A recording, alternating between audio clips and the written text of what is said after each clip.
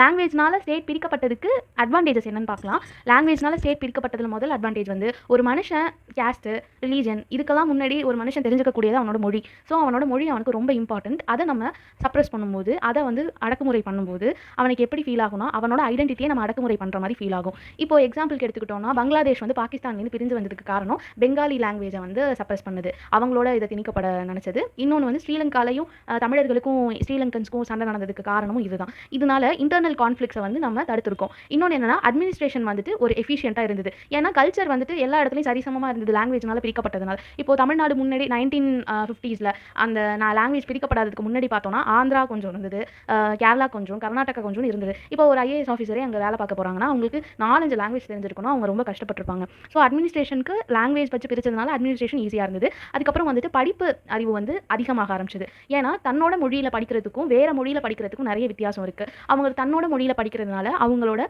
எஜுகேஷனும் improve ஆக ஆரம்பிச்சது. அடுத்து கல்ச்சரை வந்து கல்ச்சர் ஐடென்டிட்டி. இப்போ தமிழ்நாடுனா இப்படி தான், நம்ம வந்துட்டு இவங்கன்னா இப்படி தான், பெங்காலிஸும் இப்படி தான் அப்படின்ட்டு ஒவ்வொரு கல்ச்சர் ஐடென்டிட்டி இருக்குல்ல, அது வந்து மெயின்டைன் பண்ணப்பட்டது. அதனால இந்தியாவோட தன்மை வந்து மெயின்டைன் பண்ணப்பட்டது. இதுதான் வந்து அட்வான்டேஜஸ். நன்றி, வணக்கம்.